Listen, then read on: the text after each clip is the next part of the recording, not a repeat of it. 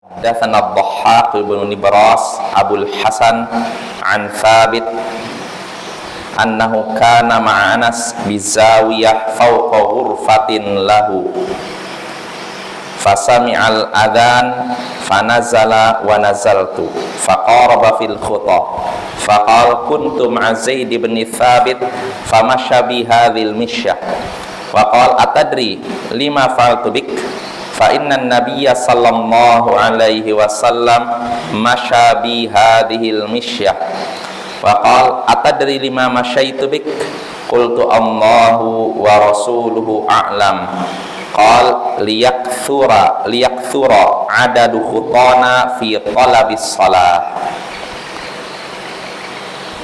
Telah menceritakan kepada kami Musa, ia berkata telah menceritakan kepada kami Ad-Dhahhak bin Nibras Abul Hasan dari Thabit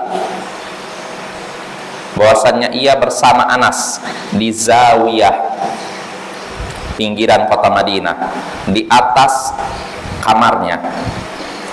Ia mendengar adzan, Anas mendengar adzan, maka ia pun turun dan aku pun ikut turun. Ia pun melangkahkan kakinya dengan langkah yang dekat. Melangkahkan kakinya dengan langkah yang dekat.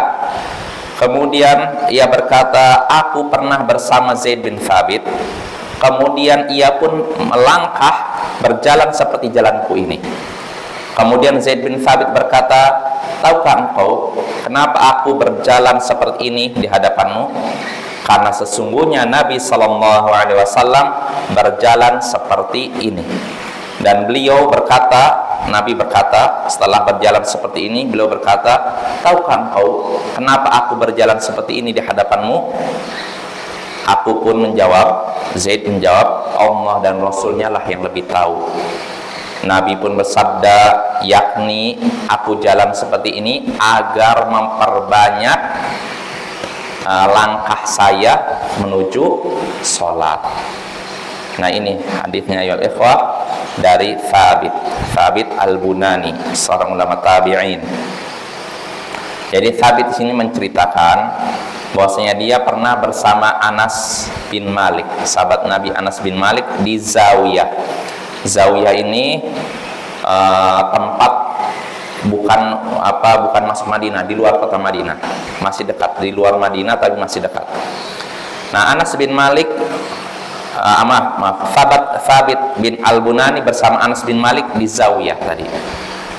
Ketika itu mereka sedang di Zawiyah, di atas ininya, di atas kamarnya.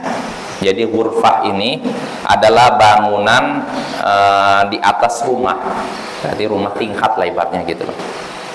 Nah kebetulan ketika itu Anas bin Malik sama Thabit bin Bunani di atas itu. Mungkin lihat pemandangan, karena ghurfah itu tempat di atas rumah yang bisa untuk melihat orang banyak. Berarti kalau terjemahkan apa? Rumah tingkat ya kayak gitu. Nah Anas bin Malik sama Thabit di rumah tersebut, di ruangan tersebut. Setelah itu Anas bin Malik mendengar azan, maka dia pun turun ke bawah. Dan Thabit Al-Bunani ikut juga turun ke bawah. Nah, ketika turun itulah, ketika sudah sampai di bawah, Anas bin Malik kan menuju masjid bersama Thabit. Dia melangkahnya dengan langkah yang pendek, tidak begini. Langkahnya itu langkah dekat itu. Istilahnya apa? Mendekatkan langkahnya. Jadi tidak langkahnya panjang begini, tapi begini. Kemudian dia berkata, Anas bin Malik setelah melakukan demikian, dia berkata kepada Thabit, muridnya ini, aku pernah bersama Zaid bin Thabit. Zaid bin Thabit sahabat Nabi. Lalu dia pun berjalan seperti jalanku. Jalannya begini. Jadi langkahnya tidak panjang, tapi begini sedikit. Gitu. Aku pernah bersama Zaid bin Thabit, maka ia pun berjalan seperti jalanku. Lalu dia berkata, tahukah engkau kenapa aku berjalan seperti ini di hadapanmu? Jadi Zaid bin Thabit berkata kepada Anas, karena Anas itu masih kecil, tahukah engkau kenapa aku berjalan seperti ini di hadapanku? Di hadapanmu? Kenapa aku berjalan seperti ini di hadapanmu?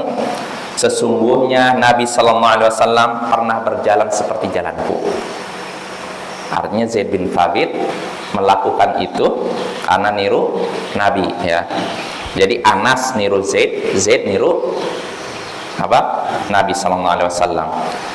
Jadi kata Zaid bin Thabit, tahukah engkau kenapa aku berjalan seperti ini di hadapanmu?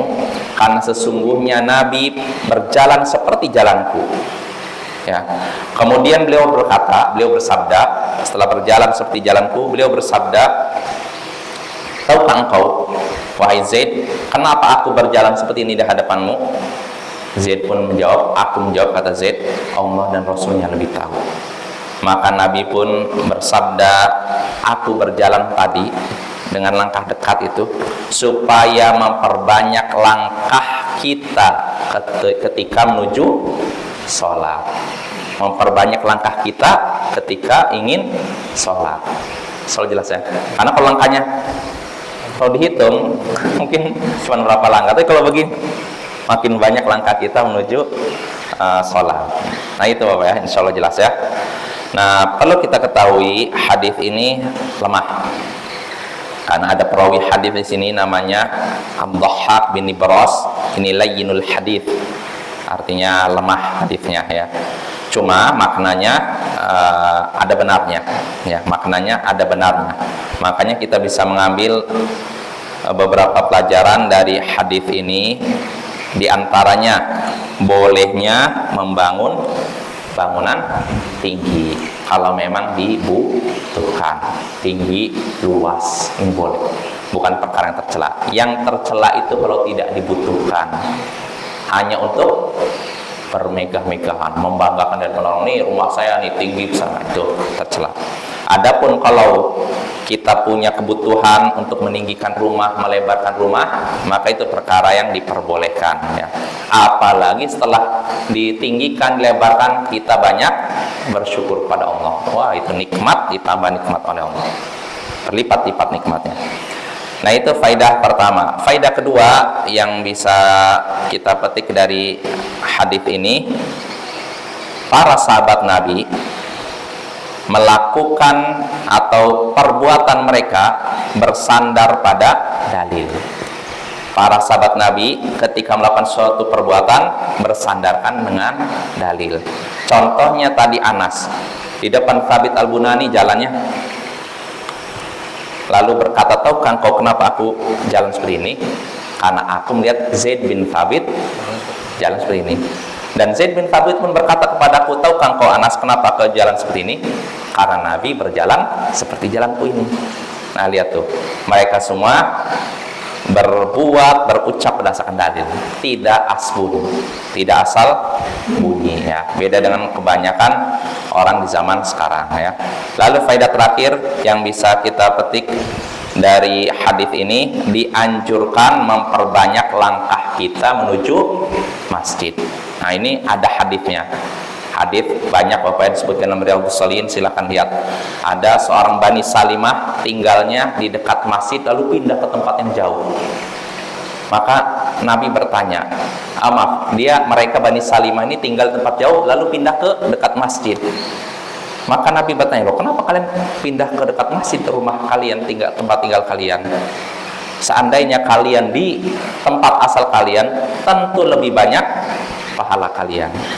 Jadi makin jauh rumah kita dari masjid, berarti langkahnya makin banyak, nah makin besar pahalanya. Wassallallahu ala nabiyyina Muhammadin wa ala alihi wa sahbihi ajma'in, wa akhiru da'wana anil hamdulillahi rabbil alamin. Assalamualaikum warahmatullahi wabarakatuh.